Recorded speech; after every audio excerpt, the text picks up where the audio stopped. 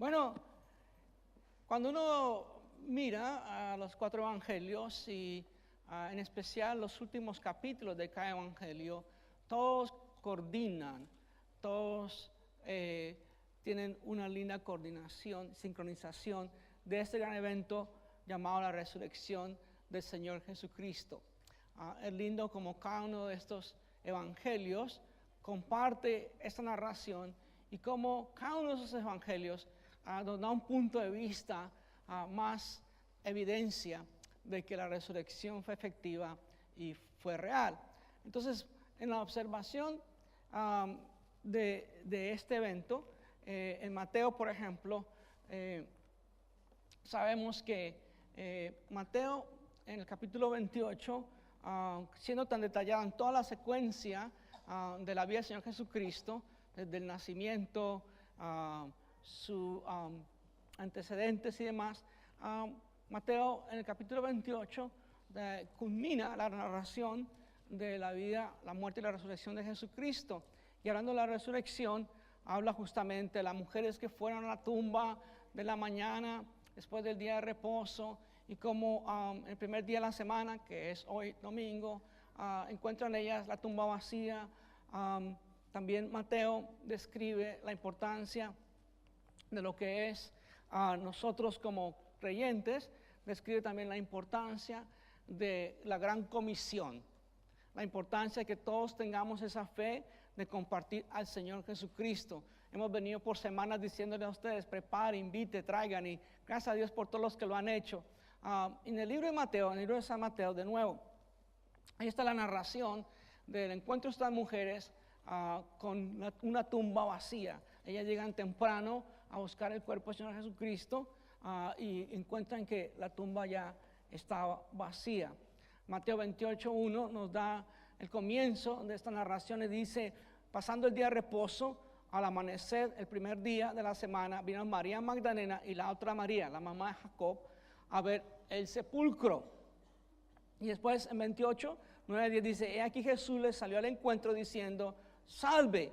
Y acercándose, abrazaron sus pies y le adoraron. Entonces Jesús les dijo: no temáis, id, da las nuevas a mis hermanos, para que vayan a Galilea y allí me verán.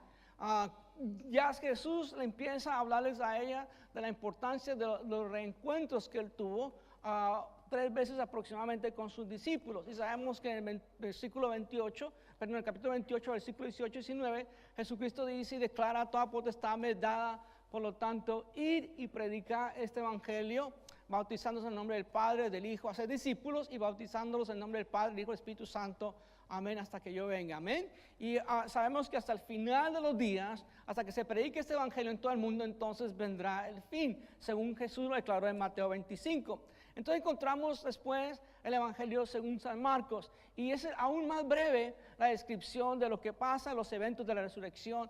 De nuevo allí San Marcos habla de estas mujeres que están esperando en la tumba, encuentran la tumba vacía, y en sí eventualmente tienen ese encuentro con Jesús. De allí a la tumba vacía van caminando y se encuentran con él.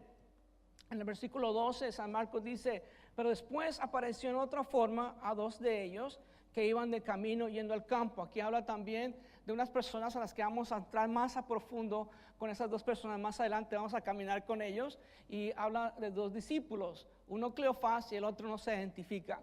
Pero en el versículo 17 dice otra vez la gran comisión. Jesucristo, antes de ascender al Padre, siempre declaró la gran comisión, y eso fue lo que dijo: de todos, de usted y de mí, y estas señales seguirán los que creen, en mi nombre echarán fuera demonios, hablarán nuevas lenguas, tomarán en las manos serpientes, si vienen cosas mortíferas no les hará daño, sobre los enfermos pondrán sus manos y... Eso es fe. Eso es fe. En el libro de San Juan hay más detalles. San Juan le dedica más tiempo a los eventos de la resurrección. Habla justamente una vez más de la mujer, habla de nuevo que la tumba está vacía, encontraron los lienzos solamente allí. Y también habla lo siguiente, en el capítulo 20, versículos 3 y 4, dice: y salió Pedro y al otro discípulo y fueron al sepulcro y corrían los 2 juntos. Pero el otro discípulo hablando de sí mismo, Juan, cuando no tiene micrófono puede hablar de sí mismo, ¿verdad? Y dice, pero otro discípulo corrió más a prisa que Pedro y llegó primero al sepulcro. Y cuando les hubo dicho esto, Juan 20:20, cuando hicieron una pregunta sobre su resurrección y demás, dice, cuando les hubo dicho esto, le mostró las manos y el costado, y los discípulos se regocijaron viendo al Señor. Otro encuentro que tuvo con ellos. Y después encontramos a Tomás, que 8 días después estaba hablando Tomás, después de la resurrección estaba, bueno, si no le veo el costado y si no veo a Jesús no voy a creer. Y Jesús se les aparece de nuevo a ellos y eso es lo que pasa. Le dijeron pues a los otros discípulos, al Señor hemos visto. Él, Tomás, puso entre comillas, le dijo, si no viene en sus manos la señal de los clavos y me tiene mi dedo en el lugar de los clavos y me tiene mi mano en su costado, no creeré. Después que Jesús les ha advertido, después que Jesús había estado con Tomás, después que Jesús había estado más de 3 años con ellos, discipulándolos, entrenándolos, habían visto muchas evidencias, milagros, prodigios, señales, y sin embargo Tomás hace esta declaración. Pero dice en el versículo 26 al 28, 8 días después, están otra vez sus discípulos dentro y con ellos Tomás. Y llegó Jesús, estando las puertas cerradas, aleluya, y se puso en medio y les dijo, pasa a vosotros. Luego dijo a Tomás, pon aquí tu dedo y mira mis manos y acerca tu mano y métela en mi costado y no seas incrédulo, sino creyente. Entonces Tomás respondió y le dijo, Señor mío y Dios mío. Cuando ya iba amaneciendo, se presentó Jesús en la playa, pero los discípulos no sabían que era Jesús. Y les dijo, hijitos, ¿tenéis algo que comer? Y respondieron, no. Habían toda la noche tratando de pescar y no han podido. Y el Señor dijo, tiren al otro lado la red. Entonces, aquel discípulo que Jesús amaba, dijo a Pedro, cuando vieron esa gran pesca, dijeron, Simón Pedro, cuando oyó que era el Señor, se ciñó la ropa porque se había despojado de ella y se echó al mar. Cuando él escuchó la voz de Jesús, Pedro salió y se tiró al mar, a la playa, a estar con Jesús. Y Jesús les dijo, venid, comed. Y ninguno de los discípulos se atrevían a preguntarle, ¿tú quién eres? Sabiendo que era el Señor que vino pues Jesús y tomó el pan y les dio a sí mismo del pescado. Y después nos dice también, nos agrega San Juan, cuando Jesús se encuentra con Pedro, Jesús de nuevo se encuentra con él y en este momento es un encuentro muy personal con Pedro. Pedro lo había negado 3 veces y el Señor Jesús le pregunta 3 veces a Pedro, Pedro, ¿me amas? Pedro, ¿me amas? Pedro, ¿me amas? Y le dijo la tercera vez, Simón, hijo de Jonás, ¿me amas? Y Pedro se entristeció que le dijese la tercera vez. ¿Qué estaba haciendo el Señor? Restaurando la vida de ¿quién? De Pedro. ¿Me amas? Y respondió, Señor, tú lo sabes todo. Tú sabes que te amo. Jesús le dijo, apacienta mis ovejas. Qué linda expresión restauradora de parte del Señor. Pero yo los quiero llevar ahora a San Lucas, porque hay una historia que me toca mucho el corazón. Tomás tuvo sus dudas, pero aquí vamos a encontrar a otros discípulos. Cuando usted tiene dudas en su mente, eventualmente lo que sale de su boca también son palabras de duda. Cuando usted permite dudas en su mente, eventualmente la manera que usted se expresa, la manera que usted, su actitud, todo tiene que ver también de la manera que usted piensa. Por eso tiene que cuidar sus pensamientos, porque usted piensa, va a hablar, y como usted habla, va a actuar. Y aquí hay una historia muy linda que me encanta a mí de toda esta narrativa de la resurrección. Me encanta esta historia una y otra vez, compartirla con ustedes. Y es la historia de 2 discípulos que van camino a Emaús. Emaús, una aldea, 7 millas afuera de Jerusalén. Ya en nuestros días, Emaús fue ya, como podemos decir, ha sido ya anexo a Jerusalén. Y miren lo que sucede. Y aquí, dos de ellos iban el mismo día a una aldea. Versículo 13, abran sus Biblias. Ahora no se las voy a leer allá arriba, sino ustedes vienen, abren sus Biblias para verificar si el pastor no le está cambiando una J o un punto. He aquí, dos de ellos, versículo 13 de San Juan 24. Y aquí dos de ellos iban el mismo día a una aldea llamada Emaús, que estaba a 70 estadios de Jerusalén.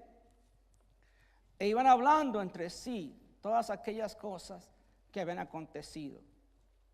Sucedió que mientras hablaban y discutían entre sí, Jesús mismo se acercó y caminaba con ellos. Mas los ojos de ellos estaban velados para que no le conociesen. Y les dijo: ¿qué pláticas son estas que tenéis entre vosotros mientras camináis? ¿Y por qué estáis tristes? Jesús ya está oyendo, Él lo sabe todo, amén. Y Él estaba escuchando el tipo de charla que estaban teniendo estos discípulos. Entonces Jesús les dijo, respondió uno de ellos que se llamaba Cleofás y dijo: ¿eres tú el único forastero en Jerusalén que no has sabido las cosas que en ella han acontecido en estos días? Entonces les dijo Jesús: ¿qué cosas? Y ellos le dijeron: de Jesús Nazareno, que fue varón, profeta, poderoso en obra y en palabra delante de Dios y de todo el pueblo. Cuando usted empieza a tener dudas, usted empieza a hablar de la misma manera que usted piensa. Ahora ya no es Jesús el Hijo de Dios, ya no es Jesús el Rabino, Jesús el Cristo, sino están hablando de la manera que la gente se expresaba, que no conocía directamente a Jesús, se expresaba: oh, un varón, profeta, poderoso en obra y en palabra delante de Dios y todo el pueblo. Así es como aún los musulmanes describen a Jesús. Estos no eran cualquier persona, estos eran discípulos de Jesús, habían caminado con Jesús, habían visto milagros con Jesús, lo habían visto caminar en agua, lo habían visto multiplicar los panes, lo habían visto sanar, lo habían visto resucitar gente. Y sin embargo ellos describen a Jesús como un varón que fue. Cuando entramos en dudas, hablamos cosas incorrectas, ¿no es cierto? Nuestra manera de expresarnos tiene graves fallas. Cuando usted tiene sus dudas, la duda es contraria a la fe. Cuide sus palabras, porque dice la Biblia que sus palabras tienen poder de vida o de muerte. Estos muchachos estaban con Jesús por más de 3 años y ahora se expresan de una manera inadecuada de Jesús. Oh, un gran profeta, un hombre que hacía milagros, un hombre que hablaba muy bien. ¿Quién es Jesús para ti? ¿Qué significa la palabra Jesús? La persona Jesús para ti.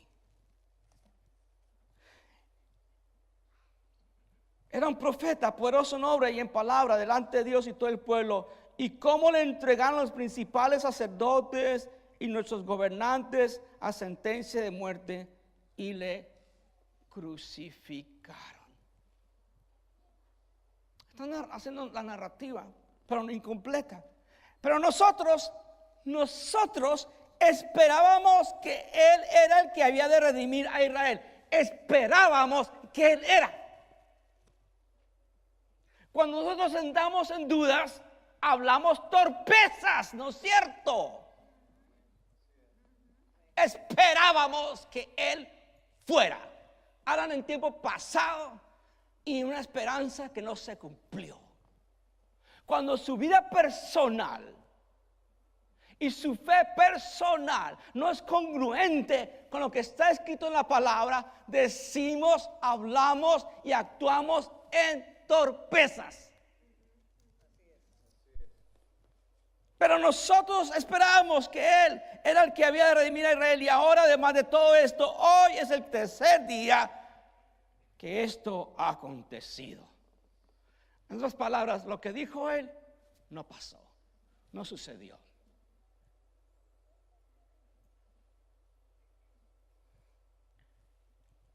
Somos impacientes por naturaleza.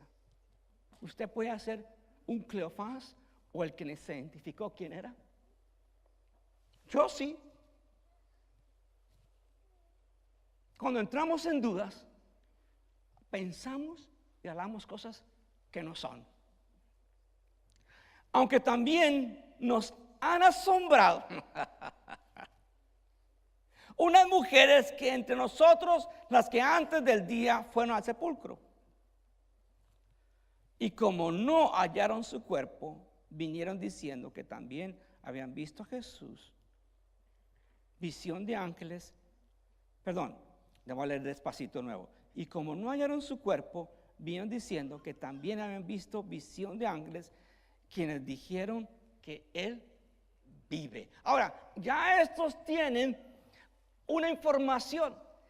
No les interesa verificarla, simplemente hemos entendido que hay unas mujeres ahí hablando que Él resucitó porque unos ángeles hablaron con ellas. Y fueron algunos de los nuestros al sepulcro y hallaron así como las mujeres habían dicho, pero a Él no lo vieron. Entonces ellos todavía estaban muy enfocados que lo que Jesús había dicho, que al tercer día iba a resucitar, estaban enfocados que esto no iba a pasar. Imagínense los discípulos tan allegados a Jesús con esa actitud. Entonces Él les dijo, Jesús hablaba de frente y decía las cosas como son. Oh, insensatos y tardos de corazón. ¿Qué clase de corazón? Tardos. Se demoran en que les llegue el latir. Tardos de corazón para creer todo lo que los profetas han dicho. ¿No era necesario que el Cristo padeciera estas cosas y que entrara en su gloria? Comenzando de Moisés, siguiendo por todos los profetas, les declaraba en todas las escrituras lo que de Él decía. Jesús empezó a hablar porque Él es el Mesías, porque está escrito desde la ley, los profetas, los salmos. Llegaron a la aldea donde iban y Él hizo como que iba de lejos, mas ellos le obligaron que quedase diciendo, quédate con nosotros, porque se hace tarde y el día ha declinado. Entró pues a quedarse con ellos, y aconteciendo que estando sentados con ellos a la mesa, tomó el pan y lo bendijo, lo partió y les dio. Entonces, aleluya, entonces aconteció que cuando ellos vieron esto, cuando vieron y aconteció cuando estando con ellos, entonces le fueron abiertos los ojos. Y le reconocieron, mas Él se desapareció de su vista. Mira el cuerpo glorioso de Jesús, que es el cuerpo que tú y yo vamos a tener. Podemos traspasar paredes, podemos aparecer en un lugar y después en el otro, y podemos también comer. Y se decían uno al otro, ¿no ardía nuestro corazón en nosotros mientras nos hablaba en el camino y cuando nos abría las escrituras? Esta es una buena pregunta para cada uno de ustedes en esta mañana.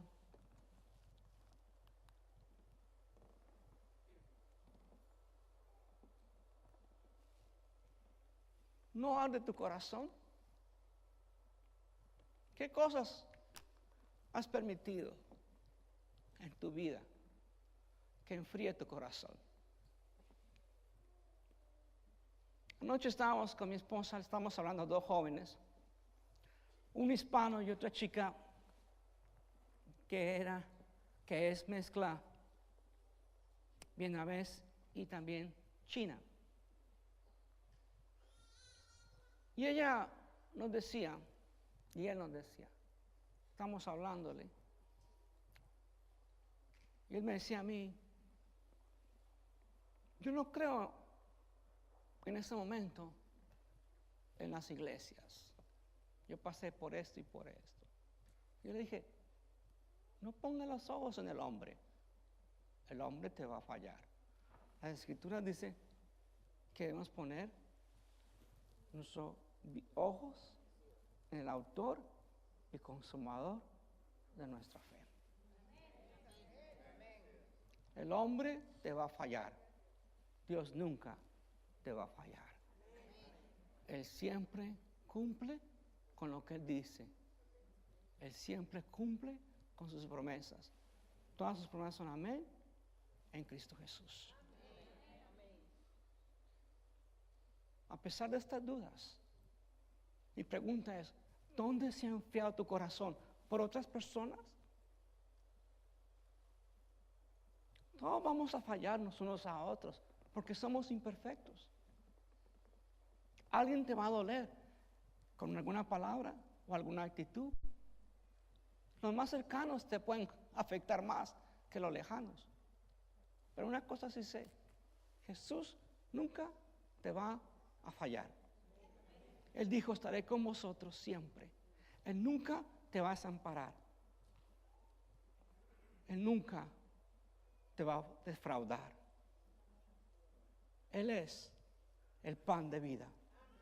Para aquel que necesita el sustento de la vida, cuando a veces la vida es insípida, cuando a veces la vida no tiene sentido, cuando a veces estamos afectados por los que nos pasan la vida, sabemos que Él es el pan de vida que nos sustenta.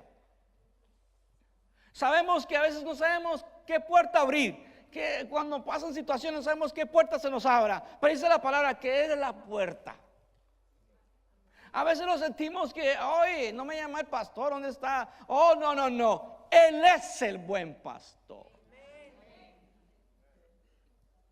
A veces nos sentimos que estamos golpeando en la oscuridad y estamos en densas situaciones y estamos en un túnel, pero Él dice, yo soy la luz al mundo. A veces no sabemos qué camino coger, si allí o allá o el otro, pero Él dijo, yo soy el camino, la verdad y la vida. Nadie viene al Padre si no es por mí.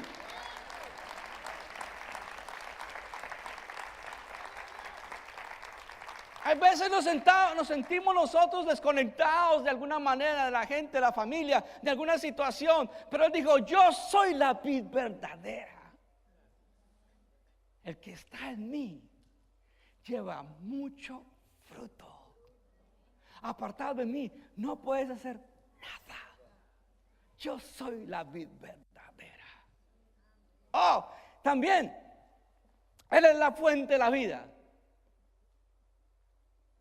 Y Jesús, cuando partamos de esta tierra, si es que no llegó antes por nosotros, una cosa sí sabemos. Él dijo, yo soy la resurrección. El que está en mí, el que está muerto, vivirá.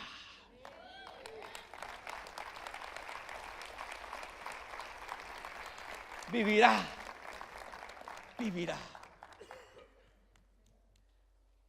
Amada iglesia, amigos que nos visitan, hoy es el día de mirar tu corazón.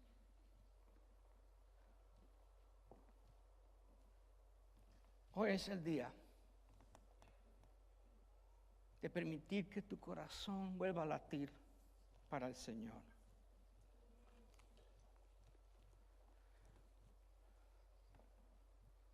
Para el Señor. No permita que la gente te desilusione. No permita las distracciones placenteras te desilusionen también, que son tan breves. No permita que las pasiones del mundo afecte tu latir por Jesucristo. Hoy le hago un llamado a su vida de parte de Jesucristo. Los que nos están viendo, los que están aquí presentes, hago un llamado. El llamado es sencillo. No permita que su corazón se enfríe. No justifique un enfriamiento en tu corazón. No lo justifique. Estoy frío porque me hicieron esto. Estoy frío por otra cosa. Estoy frío porque quieres estar frío. Es más, Jesús no te quiere ni tibio, porque dice la palabra en Apocalipsis.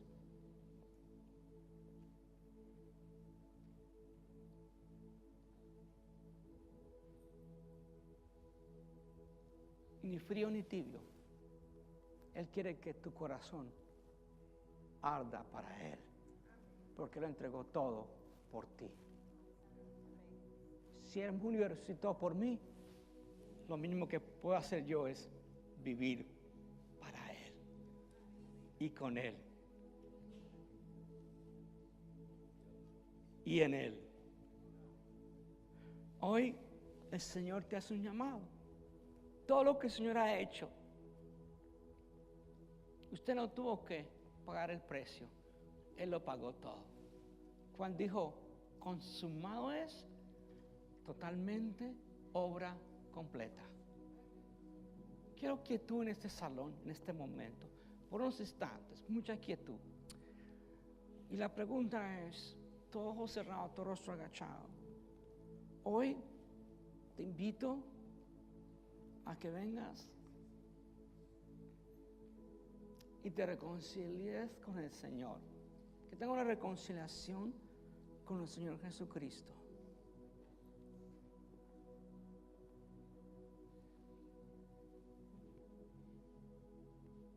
Hoy es el día de aceptación.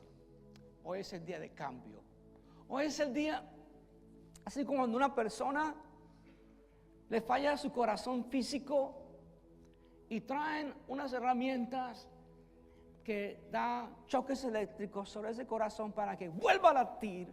Hoy el Señor espiritualmente quiere tu corazón todo para Él y quiere que ese corazón vuelva a latir para